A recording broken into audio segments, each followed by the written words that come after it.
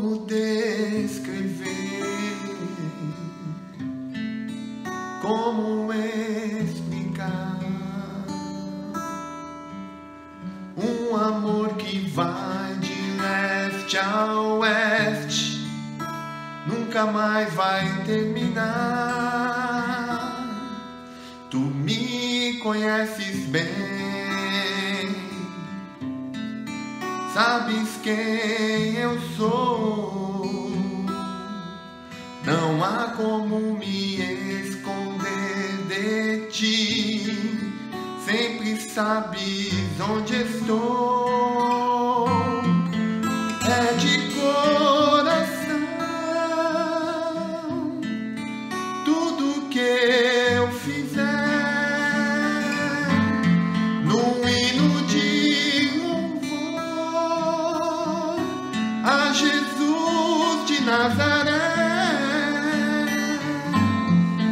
Se as palavras não mostrarem como é grande a minha gratidão, mesmo assim, Senhor, recebe o meu louvor, é de coração. Se eu fizer chover palavras de louvor, ainda assim será tão pouco frente a esse grande amor.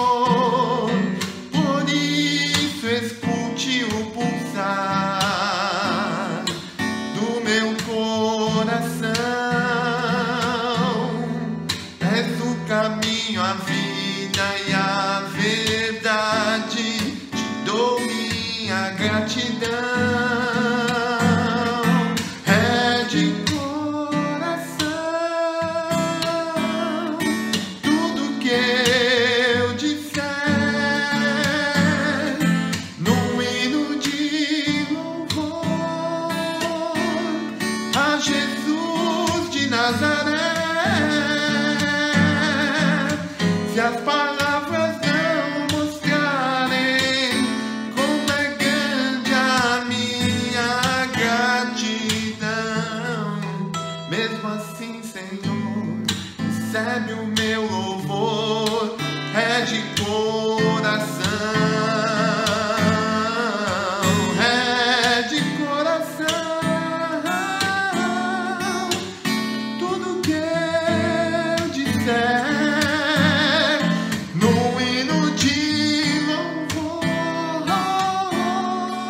a Jesus de Nazaré.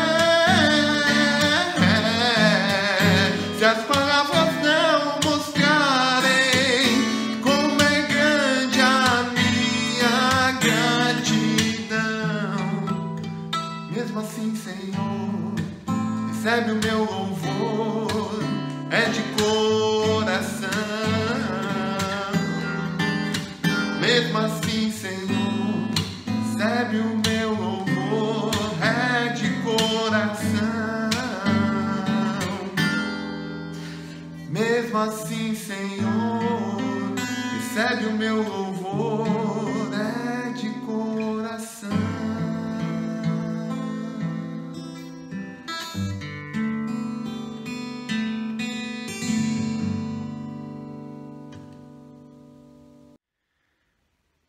Vocês, por acaso, já viram algo que se compare à graça generosa de Deus?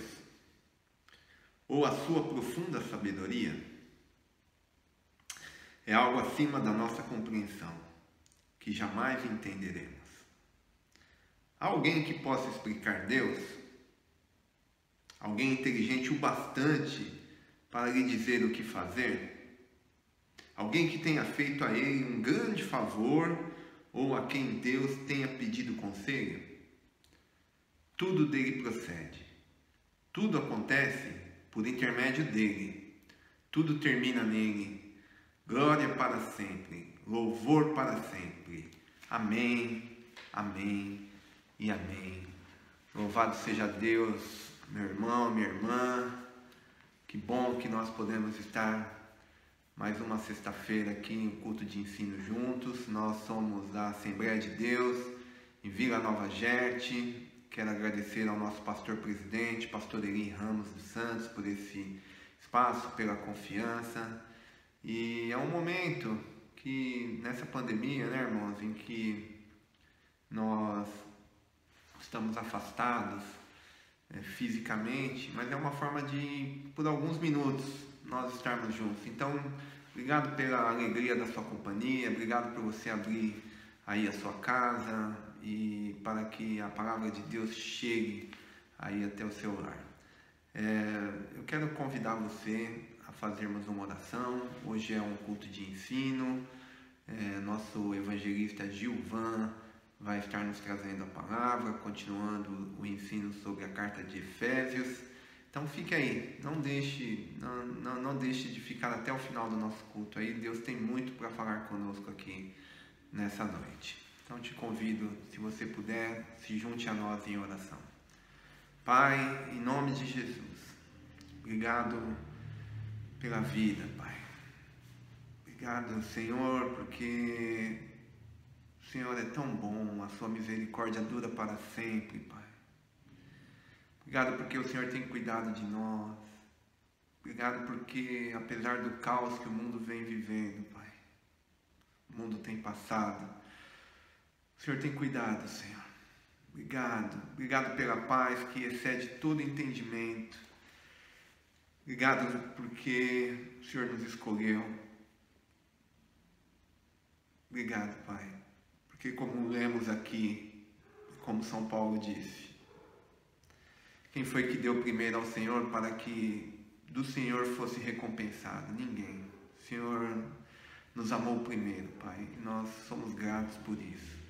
Obrigado por essa oportunidade de estarmos aqui, cada um na sua casa, mas que bom, Pai, é podermos passar esses minutos juntos aqui, Pai. Abençoa esse irmão, essa irmã que está assistindo a esse vídeo, a sua casa, que a bênção da saúde, a bênção da alegria, Pai, esteja sobre cada um desses irmãos, Pai, que estão assistindo. Também te peço a tua bênção sobre o nosso irmão Gilvan, que vai estar nos trazendo a palavra. Usa o teu servo, Pai. Eu sei que o Senhor já colocou no coração dele aquilo que vai ser ministrado, e eu te peço, Senhor, que a tua palavra ela traga consolo, ela traga ânimo, ela traga esperança a cada um de nós, Pai. Seja conosco, é o que nós queremos te pedir e te agradecer, no nome de Jesus Cristo. Amém e amém. Louvado seja Deus, meu irmão, louvado seja Deus. Muito bem, irmãos, como de costume, né, gostamos de cantar, então te convido aí para se juntar a nós. Vamos cantar o hino de número 456, que diz sobre uma fonte transbordante. Jesus é essa fonte inesgotável, né? Jesus é uma fonte inesgotável. Então, se você já teve oportunidade de beber dessa água, Deus seja louvado pela sua vida. Mas se você ainda não bebeu dessa água, eu te convido, fique conosco até o final desse culto aqui. Tenho certeza que é essa palavra de Deus que limpa como a água mesmo, ela vai fazer um trabalho no teu coração que vai mudar a tua vida. Então, a letra vai aparecer aí no seu vídeo. Mesmo que você nunca tenha ouvido essa canção, cante e tente acompanhar conosco aqui.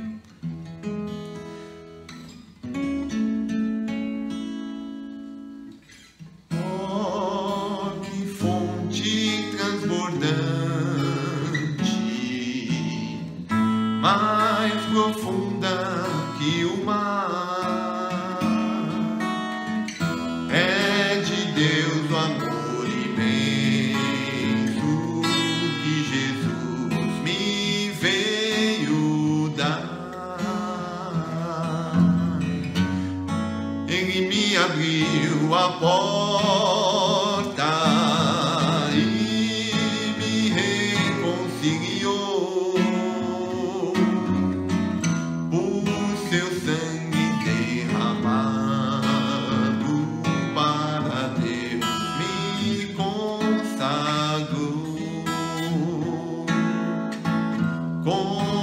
pomba perseguida,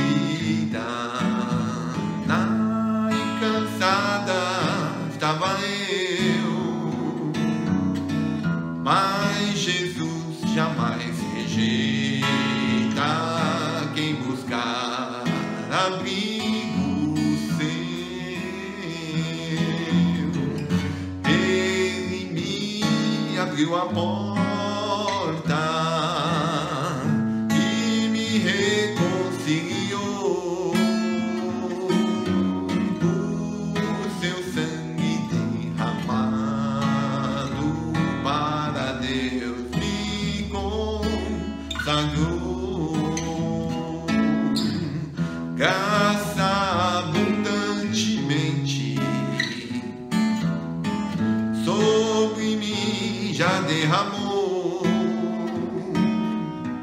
Onde abundou o pecado, graça superabundou. Ele me abriu a porta e me reconciliou. Por seu sangue derramado para Deus me consagrou. Aleluia. Mais um? Vamos cantar agora o hino de número 178. De novo. Crendo em Cristo Jesus vim obter gloriosa paz, perfeita paz, ainda que dores açoitem meu ser, tenho doce paz, paz, paz, gloriosa paz, paz, paz, perfeita paz, desde que Cristo minha alma salvou, tenho doce paz, paz insondável, quão grande o mar, gloriosa paz, perfeita paz, posso nos braços de Deus repousar, tenho doce paz, paz, paz, gloriosa paz, paz, paz, perfeita paz,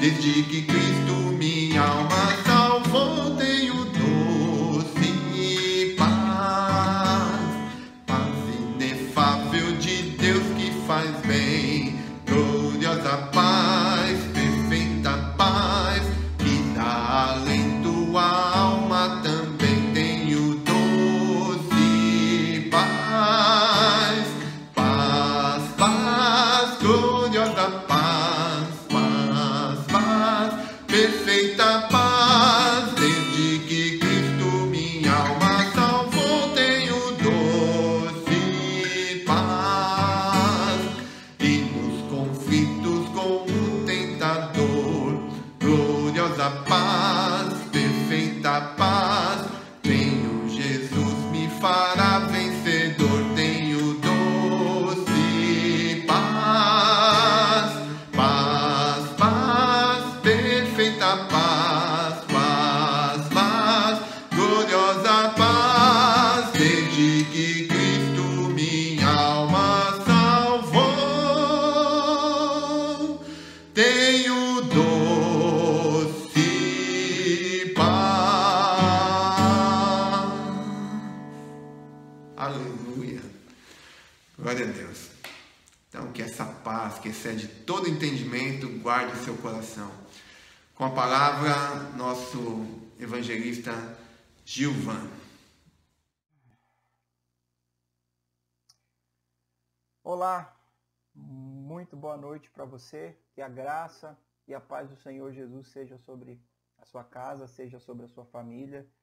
Eu estou feliz de estar aqui novamente, podendo compartilhar com você, meu irmão, minha irmã, mais uma exposição da carta do apóstolo Paulo aos irmãos em Éfeso.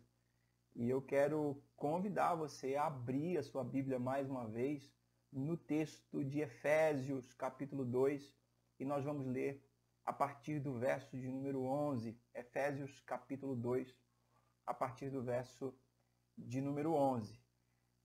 O texto da palavra do Senhor sugere que reflitamos um pouco mais naquilo que Deus fez em nós. Então eu convido você a fazer comigo essa leitura hoje à noite. O texto diz assim: portanto, lembrai-vos de que noutro tempo éreis gentios na carne, e chamados incircuncisão pelos que na carne se chamam incircuncisão feita pela mão dos homens.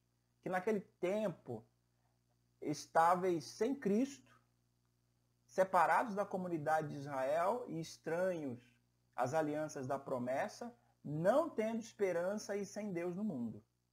Mas agora, em Cristo Jesus, vós que antes estavas longe, já pelo sangue de Cristo chegastes perto, porque Ele é a nossa paz, o qual de ambos os povos fez um, e derrubando a parede de separação que estava no meio, na sua carne desfez a inimizade, isso é, a lei dos mandamentos, que consistia em ordenanças para criar em si mesmo dos dois um homem, ou um novo homem, fazendo a paz.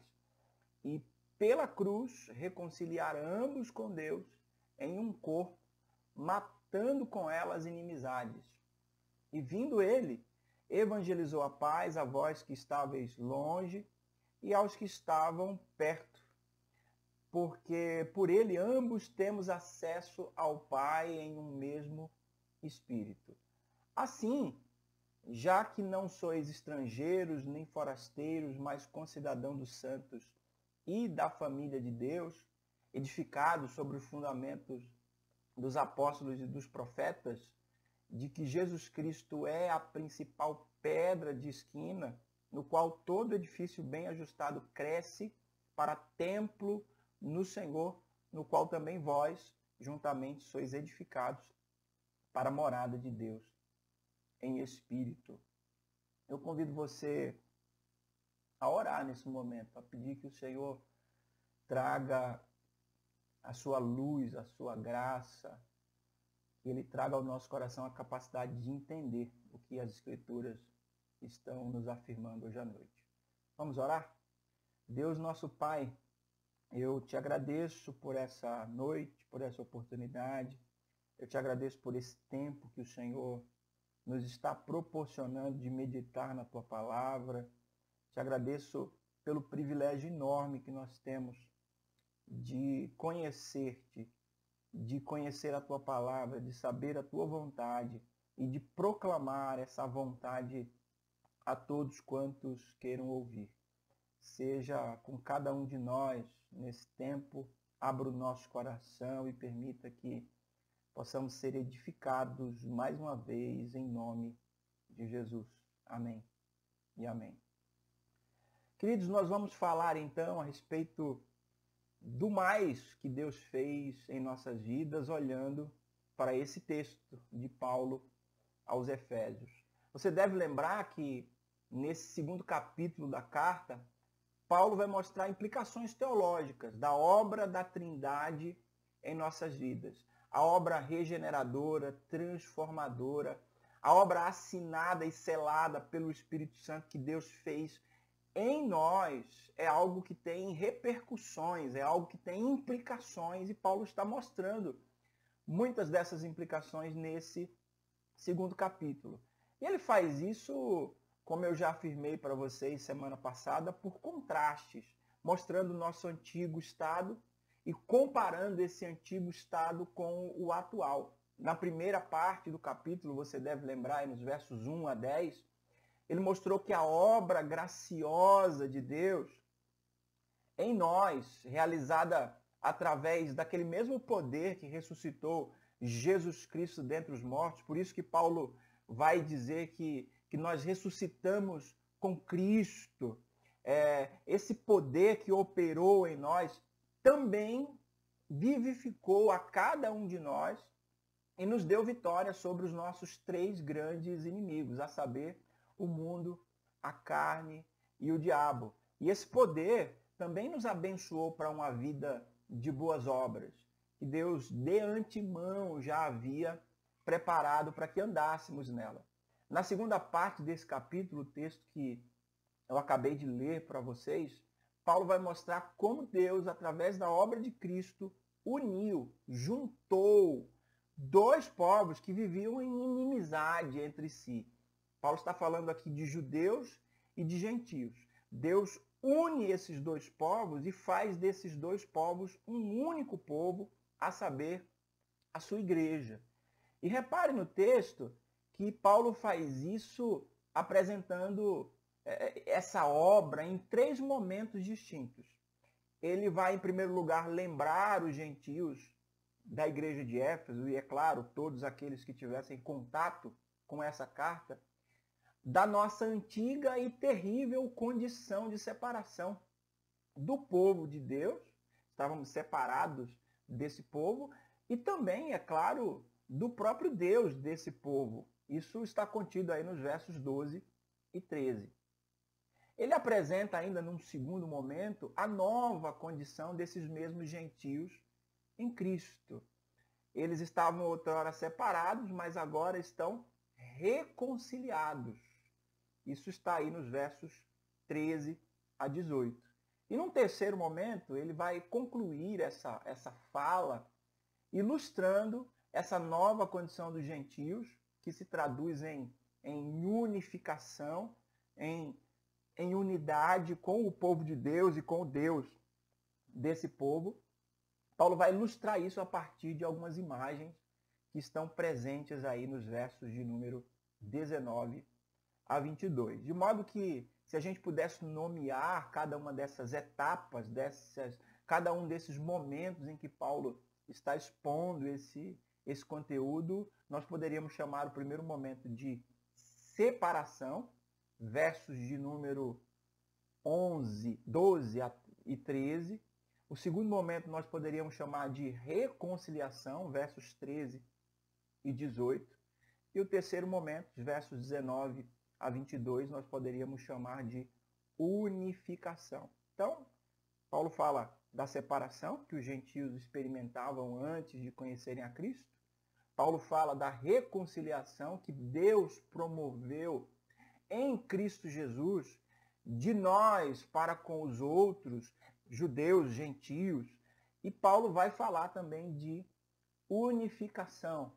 Paulo fala de separação, de reconciliação e de unificação. Agora, em resumo, meus irmãos e irmãs, Paulo quer que os efésios e nós também saibamos que o poder de Deus que tirou a cada um de nós de uma terrível condição de separação vertical, o poder de Deus que nos tirou de uma terrível separação vertical e horizontal também, porque estávamos separados do próprio Deus e uns dos outros, ou do povo de Deus, nos chama para uma vida de reconciliação e de plena paz com Deus e com o nosso próximo. Então eu convido você a acompanhar a exposição dos detalhes desse texto a partir desses 3 momentos distintos, e eu pretendo concluir essa mensagem com algumas aplicações práticas para a nossa vida. Então, em primeiro lugar, qual era a condição dos gentios? Paulo, como eu já disse, quer que os gentios se lembrem dessa sua antiga condição. Por isso que ele vai dizer no verso de número 11, portanto, lembrai-vos, lembrai-vos. Lembrai-vos de que noutro tempo éreis, e Paulo vai dizer, gentios na carne. Há uma separação clara na Bíblia entre o povo de Deus e aquele povo que até então não pertencia a Deus. Os judeus sempre foram esse povo eleito, a nação santa, enquanto que os gentios eram todas as demais nações em volta da nação de Israel, mas que, conforme Deus os havia instruído, essa nação deveria proclamar o nome dele e chamar pessoas à mesma salvação que eles experimentavam. Então, Paulo está dizendo, lembrem-se que vocês não eram o povo de Deus, vocês eram os gentios, aqueles que estavam fora do grupo chamado de povo eleito, de propriedade de Yahvé. E Paulo diz mais, lembrem-se também que além de gentios na carne, eu ainda estou no verso 11, vocês eram também chamados de incircuncisão, pelos que na carne se chamam circuncisão feita pela mão dos homens.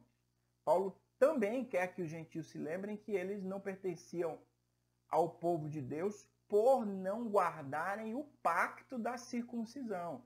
A circuncisão que era um procedimento cirúrgico com efeito religioso, ao qual toda criança judia era submetida, como prova de obediência a Deus, dos pais, e é claro, algo que se estenderia para aquela nova geração.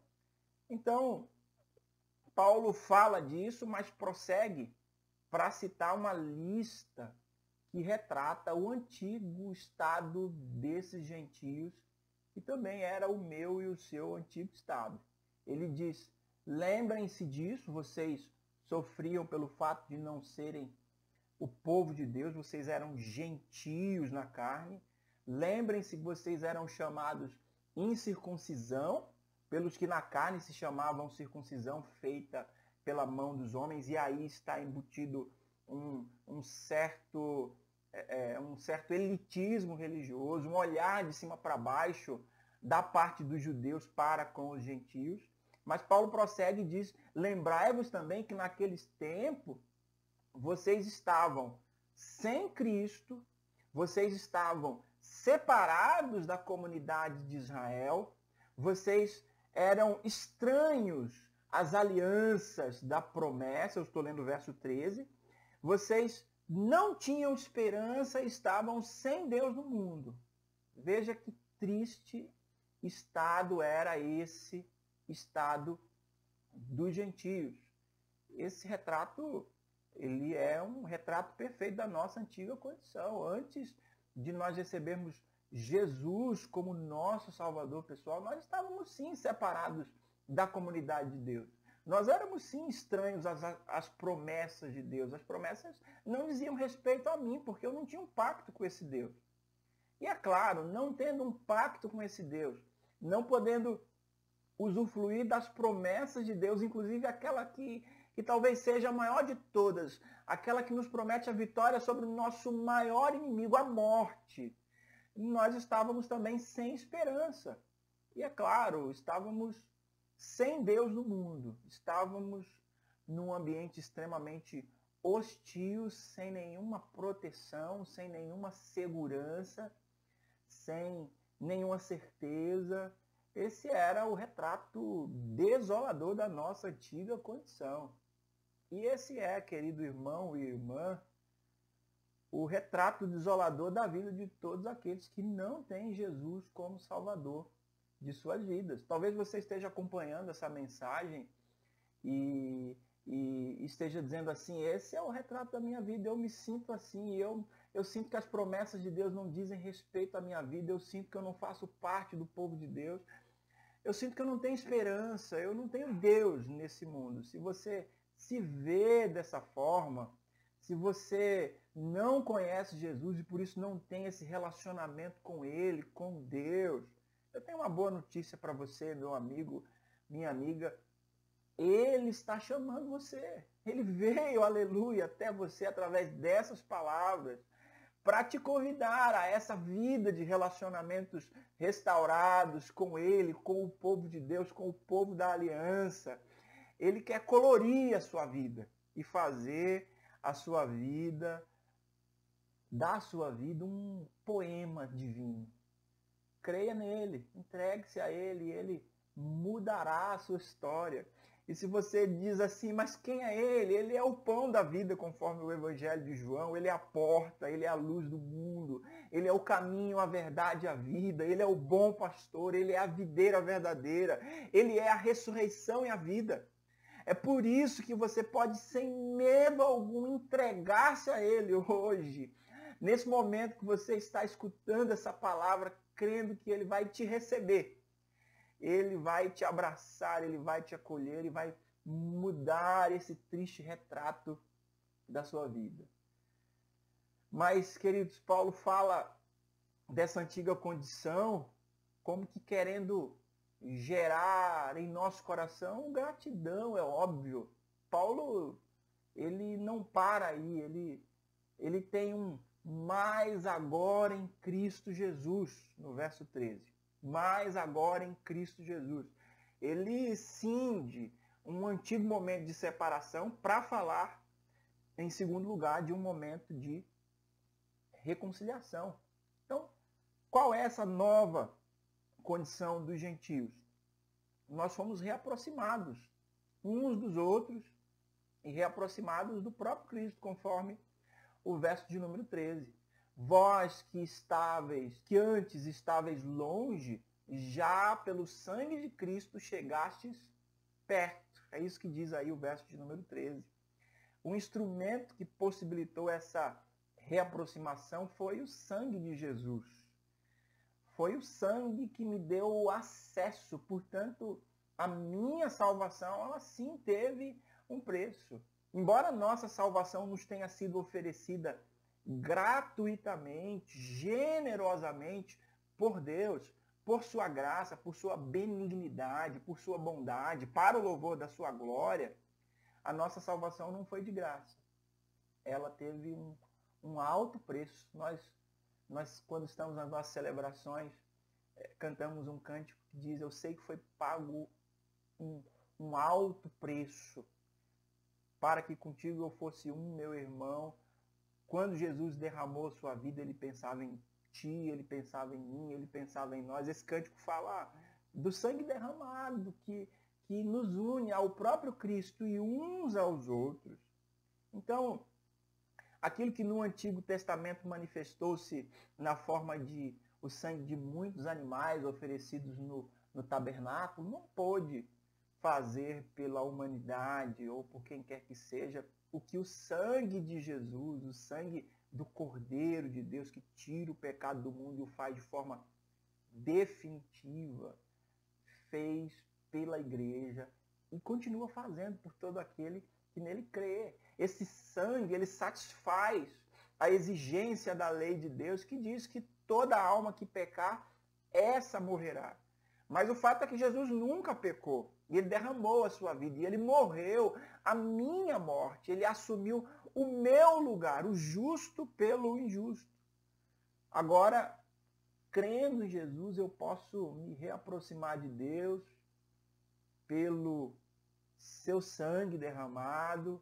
Eu posso experimentar paz. Eu posso experimentar reconciliação com Deus e com o meu próximo. E aí no verso de número 14, vai ser dito algo a respeito de Jesus que eu e você precisamos ter em mente sempre que nos aproximarmos dele. Isso é algo que você que talvez ainda não tenha um relacionamento com Jesus precisa ter em mente a respeito dele. O verso 14 diz: porque ele é a nossa paz. Ele é a nossa paz, o qual de ambos os povos fez um, e derrubando a parede de separação que estava no meio. Então, Paulo aqui, ele atribui a plena reconciliação que agora nós experimentamos a obra de Cristo, cujo efeito é paz. Nós experimentamos paz. Então, que ninguém se engane, mas foi Jesus quem realizou a maior missão de paz da história da humanidade. O mundo fala de paz, mas nenhuma paz é como a paz que ele nos oferece. É por isso que ele diz: eu deixo-vos a minha paz vos dou, não a dou como o mundo a dá. Ele é a nossa paz.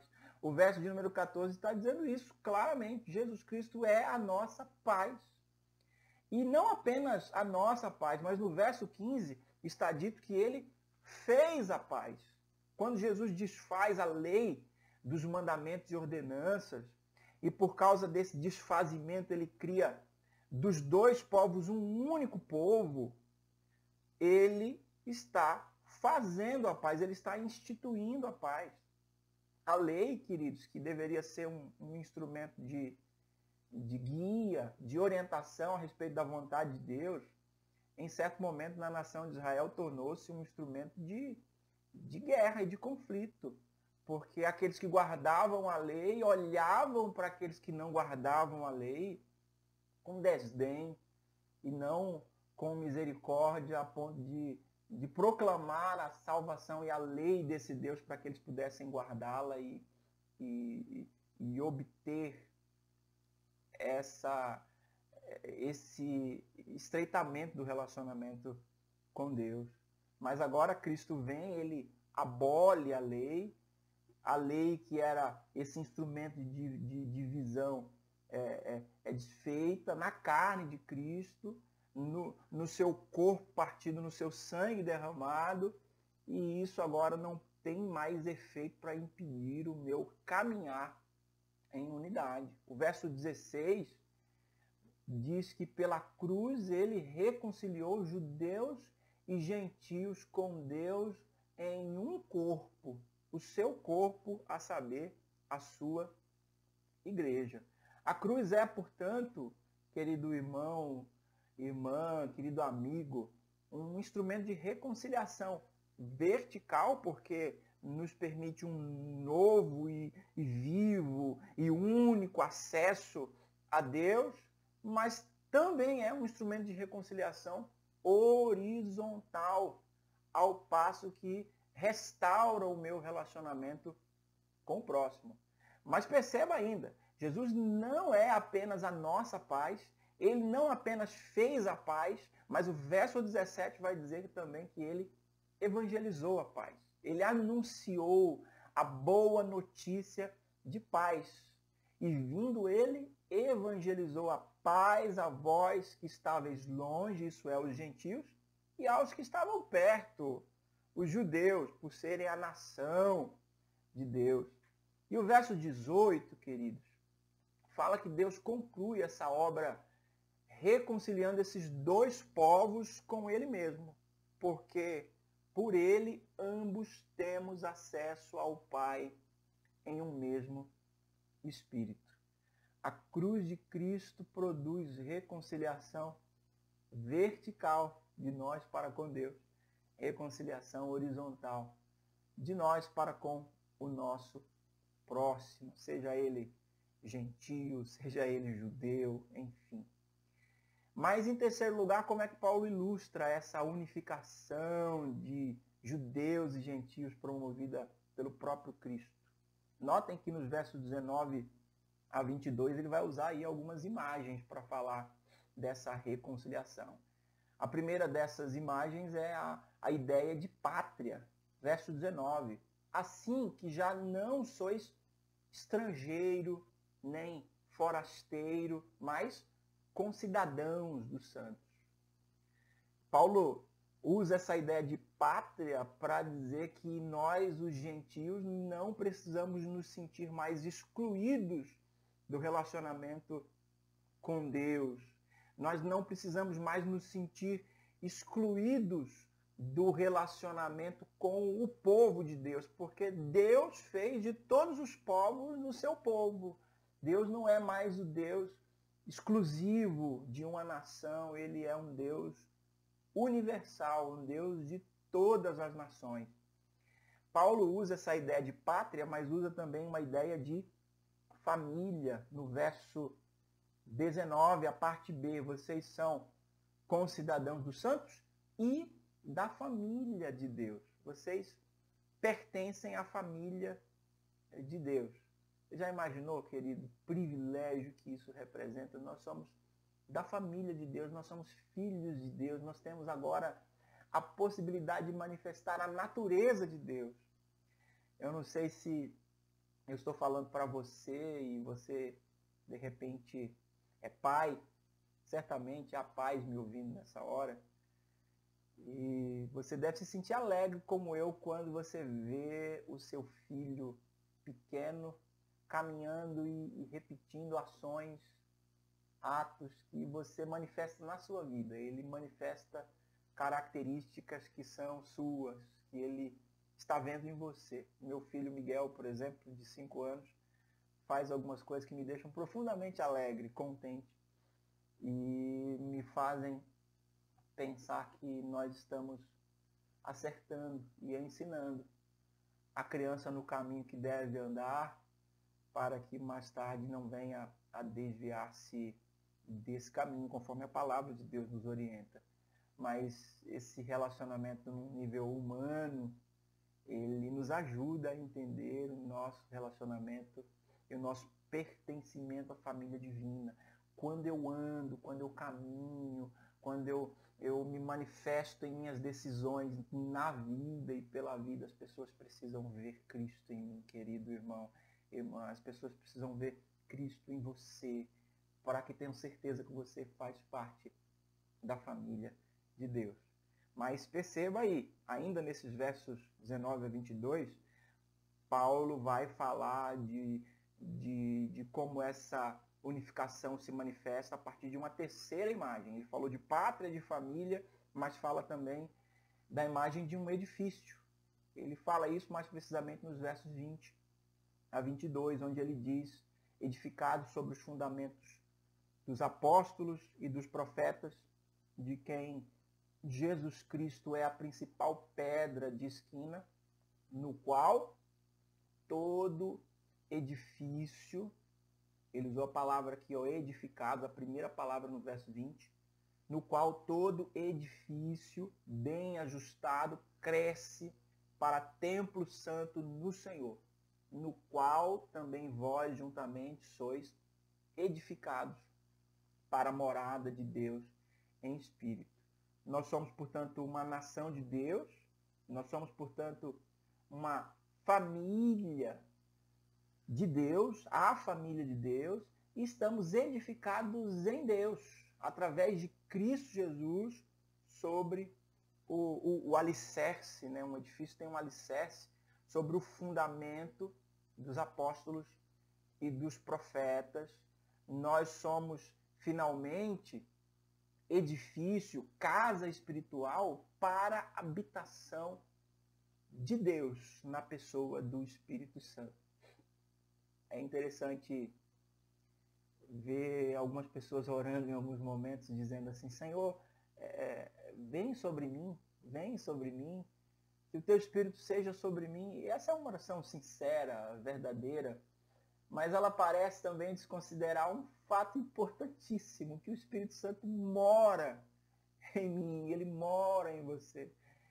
O que nós estamos pedindo quando dizemos que o Espírito Santo venha sobre mim é que o poder do Espírito Santo se manifeste na minha vida, mas que eu não duvide jamais, meu irmão e minha irmã, que o Espírito Santo mora na minha vida, na sua vida, quando nós constituímos igreja, esse edifício espiritual para a morada de Deus no Espírito.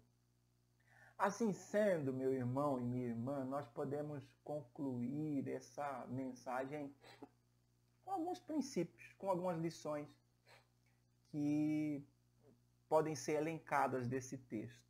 A primeira delas é que esse texto nos convida, quando ele fala de reconciliação e quando ele fala de separação, esse texto nos convida a olharmos para o passado, para lembrar de onde Deus nos tirou.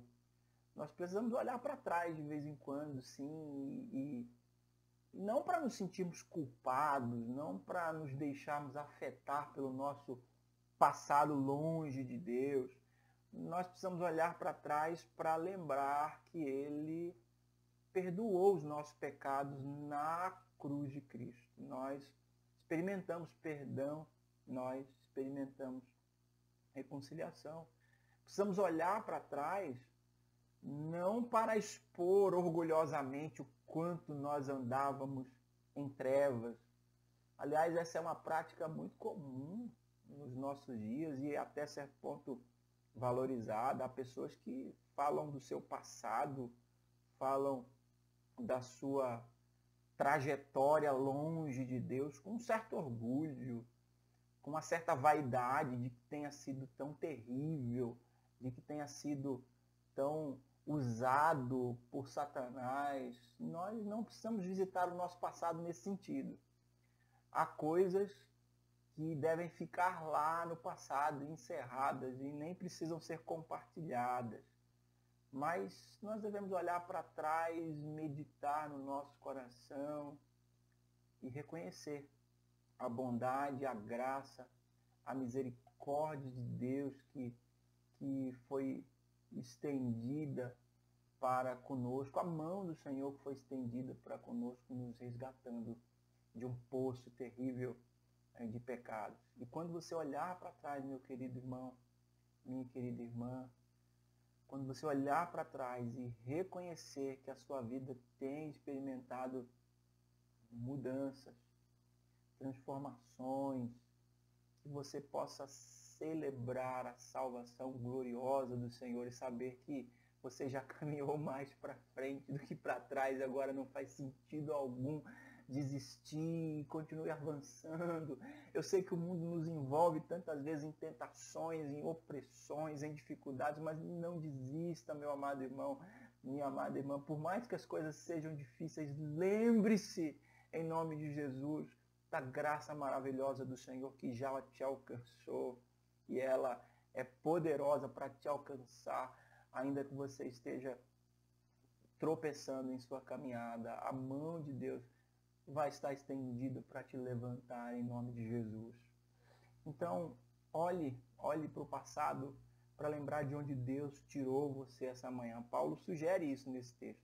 Mas a segunda lição que quero deixar para você é: olhe para o presente para reconhecer o que Deus te fez. Olhe para reconhecer aquilo que Deus te fez. Você que chegou até aqui e pode dizer como Samuel: até aqui nos ajudou o Senhor. Você que chegou até aqui e pode concordar com Salomão, vendo que a sua vida é como a vereda do justo, que vai brilhando mais e mais até ser dia perfeito. Você que pode concordar com Paulo e perceber que tem experimentado transformação na sua vida, de glória em glória. Você que pode concordar com Neemias e reconhecer que a boa mão do Senhor tem sido sobre a sua vida. Reconheça essa graça.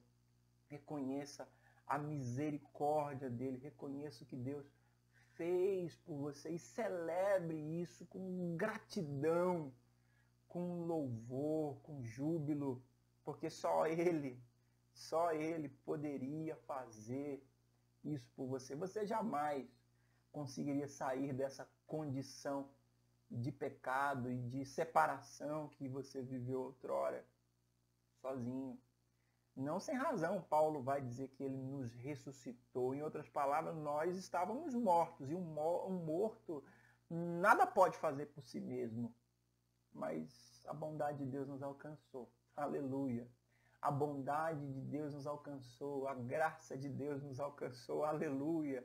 O amor de Deus, ele se estendeu para com a minha vida. Ele se estendeu para com a sua vida e te alcançou. Então reconheça isso, querido. Reconheça e entregue a sua vida por completo a Deus. Deixe que Ele tome todas as decisões. Deixe que Ele governe todo o teu ser, que Ele faça isso para a glória dele. A terceira lição que eu quero deixar para você essa manhã é: reconheça o valor que Deus dá aos relacionamentos. Reconheça isso. Paulo diz que Deus nos reconciliou com Ele, e nos reconciliando com Ele, Ele também nos reconcilia com o nosso próximo. A cruz é essa ilustração perfeita de reconciliação vertical de a humanidade para com Deus, ou melhor, de Deus para com a humanidade. A iniciativa é divina. A cruz é uma ilustração perfeita da reconciliação que Deus promove de mim para com o próximo, do próximo para comigo. E Paulo diz que Deus nos reconcilia com ele e com o nosso próximo. E agora que nós estamos reconciliados com Deus, se torna muito mais fácil experimentar reconciliação horizontal, reconciliação com o meu próximo, porque eu não vivo mais segundo o mundo, segundo a minha carne, a minha natureza cheia de impulsos. Eu não vivo mais encabrestado pelo diabo, eu vivo agora os valores do reino de Deus. Eu trato o meu próximo na perspectiva divina, com o perdão que Deus estendeu para comigo. Eu perdoo na mesma medida que fui perdoado, ou pelo menos procuro fazer isso. O perdão é como um grande jarro de água que é derramado sobre a nossa vida e nos encharca e transborda de nós para com o nosso próximo. Foi isso que Deus fez quando Ele me perdoou, quando Ele te perdoou. Então, meu irmão e minha irmã, mais uma vez, a nossa santidade pessoal não deve ser um instrumento de tortura de outras pessoas. Quando eu digo assim, eu sou santo, eu sou melhor do que você, eu não preciso de você, eu tenho um relacionamento com Deus, você não tem. Em tom acusatório, não, eu preciso manifestar a graça de Deus, eu preciso manifestar o perdão de Deus para que as pessoas vejam Deus através da nossa vida, através da minha vida, da sua vida. Há pessoas vivendo em um legalismo extremo, em um legalismo terrível que afasta as pessoas de Deus, enquanto elas se sentem mais santas do que as outras pessoas. Perceba que foi exatamente esse o erro que a nação de Israel cometeu ao se sentir a nação de Deus em detrimento de todos os outros povos que eram pagãos, que eram separados de Deus. A nação deixou de evangelizar paz, como Cristo fez. Então, eu e você entendamos isso. Esse tempo que nós vivemos é extremamente perigoso. Nós vivemos um tempo em que muito tem se falado em resgate de valores no meio da nossa sociedade. E eu não tenho dúvida que nós precisamos sim resgatar valores, mas a linha que separa a busca e o resgate dos valores perdidos e o legalismo que se mostra tirano para com aqueles que falham, a linha que separa tudo isso é muito tênue, queridos. E apesar de nós sermos chamados a restaurar valores, essa restauração não pode ser pela força, não pode ser pela tirania, ela tem que ser pelo amor, pela manifestação do amor, pela manifestação da graça de Deus para com o nosso próximo. Então, quando Paulo fala de reconciliação, de restauração de relacionamentos, quando Paulo fala do valor que Deus dá aos relacionamentos, embora a gente não saiba quem disse na escritura aos Hebreus, ou quem escreveu aos Hebreus, segui a paz com todos e a santificação sem a qual ninguém verá o Senhor, embora a gente não saiba quem disse isso bem poderia ter vindo do apóstolo Paulo. Porque sim, Deus tem interesse que eu viva os meus relacionamentos interpessoais na dimensão horizontal da vida com graça, com bondade, com amor, com misericórdia.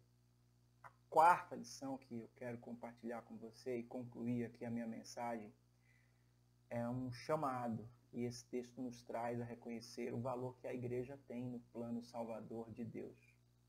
Eu já tenho afirmado para vocês que a carta de Paulo aos Efésios é a rainha das epístolas paulinas, é a carta mais eclesiológica de todas as cartas, é a carta que coloca a igreja no centro do projeto de Deus para a salvação da humanidade. A igreja é esse ambiente, queridos, promotor de transformação pessoal para a vida com Deus e para a vida em comunidade. Então, toda vez que alguém desmerecer o ajuntamento cristão, toda vez que alguém desmerecer o estilo de vida comunitário, toda vez que alguém disser que você pode se achegar a Deus sem a ajuda ou a interferência positiva de ninguém, saiba que essa pessoa não reconhece o plano de Deus e a centralidade de Cristo e da sua igreja na face da terra. Eu creio, irmãos, eu creio que Deus se revela a nós através de Cristo em nós. E Cristo em nós é Cristo na igreja. Então, reconheça o valor que a igreja tem nesse plano salvador de Deus e viva em unidade. Se eu posso fazer um apelo a você hoje à noite, o apelo é o seguinte: valorize a comunhão, valorize o ambiente de relacionamentos que é a igreja do Senhor, valorize o estar junto com outros irmãos, porque Deus planejou que a nossa salvação manifestasse dessa forma ao mundo. Por isso que ele diz aos seus discípulos que eles deveriam viver em amor. Se vos amardes uns aos outros, o mundo vai crer que vocês de fato são meus discípulos. Então, afaste para longe de você todo espírito de separação. Viva a graça e a generosidade da reconciliação e celebre cada dia a unificação em nome de Jesus. Vamos orar mais uma vez? Vamos pedir que o Senhor nos abençoe e nos dê graça para que essa palavra esteja viva e presente em nossas vidas. Senhor Deus e Pai, eu quero te agradecer por esse tempo, eu quero te agradecer por esse momento, eu quero te agradecer pelo privilégio maravilhoso de partilhar a tua palavra, de comunicar verdades tão profundas, tão gloriosas, que dizem respeito ao plano do Senhor, o plano salvífico do Senhor para a humanidade. Eu te agradeço por fazer parte da tua família, eu te agradeço por ser a nação do Senhor, eu te agradeço por estar edificado em Cristo. Eu te agradeço, Senhor, por teres nos reaproximado, por teres estendido a mão para conosco quando estávamos numa situação tão terrível, sem Cristo no mundo, sem esperança, alheios à promessa, separados do povo de Deus. Eu te agradeço, Senhor, porque a tua graça me alcançou, a tua graça continua sendo estendida generosamente a todo aquele que crê. E há um povo que foi alcançado por essa graça, e esse povo é a tua igreja, que tem a missão de proclamá-la, de anunciá-la, para que todos os homens experimentem a paz de Cristo, a paz que a reconciliação pode nos proporcionar.